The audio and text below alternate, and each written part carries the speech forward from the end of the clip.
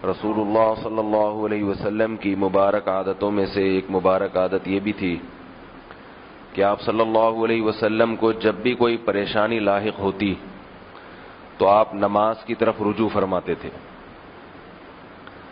یہ سنت بھی تقریباً چھوٹ چکی ہے. آج کل جب کوئی پریشانی کسی کو لاحق ہوتی ہے تو تعویذ گنڈوں کی طرف جاتا ہے، عملیات کی طرف جاتا ہے، وظیفوں کی طرف جاتا ہے، عاملوں کے پاس بھاگتا ہے، نماز میں دل نہیں لگاتا. آپ صلی اللہ علیہ وسلم نے فرمایا قرۃ عینی فی الصلاۃ، میری آنکھوں کی ٹھنڈک نماز ہے. جب انسان کو کوئی پریشانی ہوتی ہے تو وہ یہ چاہتا ہے کہ میری آنکھیں کسی طرح سے ٹھنڈی ہوں تاکہ میرا یہ غم ہلکا ہو. تو نماز جس کی آنکھوں کی ٹھنڈک بن جائے گی اس کو نماز پڑھنے سے غم ہلکا ہو جائے گا. اب کسی کے دل میں یہ خیال ہو کہ بھئی ہماری تو آنکھیں نماز پڑھ کے ٹھنڈی نہیں ہوتی، ہم تو پڑھتے ہیں مجبوری میں، تو ہم تو اگر غم میں نماز پڑھیں گے تو غم کم ہونے کے بجائے کہیں بڑھ نہ جائے، ایک نماز کا غم اور لگ جائے گا. تو یہ سوچ غلط ہے. وجہ اس کی یہ ہے کہ جب آپ رسول اللہ صلی اللہ علیہ وسلم کی سنت زندہ کرنے کے لیے نماز پڑھیں گے تو ایک تو یہ کہ اس سنت کی برکت سے اللہ تعالیٰ غم کو ہلکا کریں گے، دوسرا نماز آنکھوں کی ٹھنڈک بنتی چلی جائے گی، آہستہ آہستہ نماز کی عادت پڑے گی. ایک بزرگ فرماتے تھے کہ جب میرا دل چاہتا ہے کہ اللہ مجھ سے بات کرے تو میں قرآن مجید کی تلاوت کرتا ہوں، سب باتیں اللہ کرتا ہے مجھ سے اس میں، اور جب میرا دل چاہتا ہے کہ میں اللہ سے باتیں کروں تو میں نماز کی نیت باندھ لیتا ہوں، اس میں سب باتیں انسان اللہ سے کرتا ہے.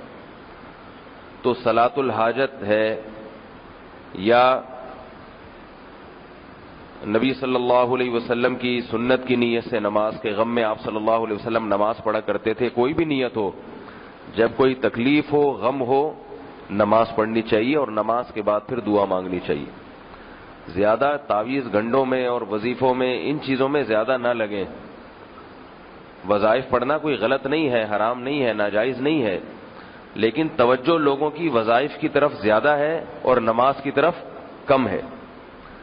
ہمارے جتنے اکابر گزرے ہیں، جتنے بزرگان دین ہیں، انہیں بھی کوئی پریشانی ہوتی تھی 2 رکعت نیت باندھتے تھے.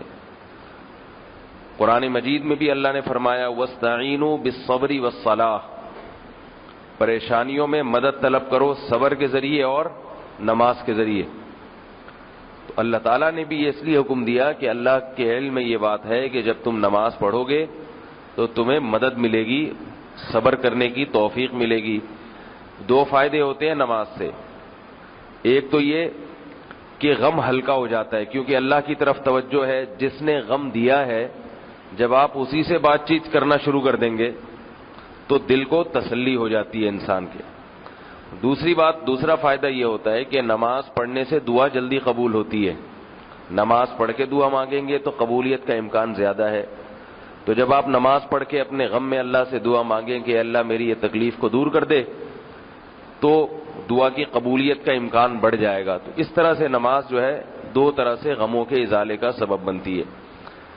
اور جیسے مختلف وقتوں میں مختلف کاموں کی اہمیت زیادہ ہوتی ہے، ایسے ہی مختلف اوقات میں نماز کی اہمیت بھی اس میں بھی کمی بیشی ہوتی رہتی ہے.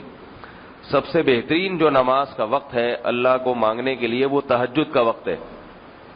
کسی کو کوئی غم ہو، میں دعوے سے کہتا ہوں، گارنٹی سے کہتا ہوں، کسی بھی قسم کا دنیا کا کوئی غم لگا ہو اس کو، وہ کسی طرح ہمت کر کے رات کو تہجد میں اٹھے اور 2 رکعت تسلی سے پڑھ کے اللہ سے مانگے تو دیکھے کہ اس کے دل کا بوجھ کتنا ہلکا ہو جاتا ہے. کوئی ڈپریشن کی گولی ایسی نہیں ہے اور کوئی دوا ایسی نہیں ہے جس سے اس کا غم اتنا ہلکا ہوگا جس طرح سے اللہ سے مانگنے سے ہلکا ہو جائے گا. اس کے دل میں یہ بات آئے گی کہ جو مشکلات دینے والا ہے اور مشکلات حل کرنے والا ہے، میں نے اس کے دفتر میں اپنی فائل جمع کرا دی ہے، اپنی درخواست جمع کرا دی ہے، کبھی نہ کبھی تو نمبر آ جائے گا. لوگ کہتے ہیں نا بھائی اپلیکیشن تو جمع کرا دی ہے، کمپلین تو کروا دی، اب دیکھیں ہوتا کیا ہے. تو ہم تو دنیا کے دفتروں میں کمپلین کروا کے مطمئن ہو جاتے ہیں، حالانکہ اس میں 100% اس کا امکان نہیں ہوتا کہ آپ کی اپلیکیشن منظور بھی ہوگی. تو اللہ کے دفتر میں تو 100% امکان ہوتا ہے کہ وہ منظور ہوگی. البتہ اللہ تعالیٰ کے ہاں منظور کرنے کے طریقے مختلف ہیں. کسی کی فوراً منظور، کسی کی دیر سے بھی منظور ہوتی ہے، تو اس پہ بھی انسان کو تسلی ہوتی ہے کہ بھئی میں نے درخواست جمع کرا دی ہے، اب اللہ تعالیٰ اس غم کو اگر بڑھا رہے ہیں، طول دے رہے ہیں، تو اس میں میرا فائدہ ہوگا، میں نے اپنے کوائف پورے کر لیے ہیں. ایک تسلی ہوتی ہے.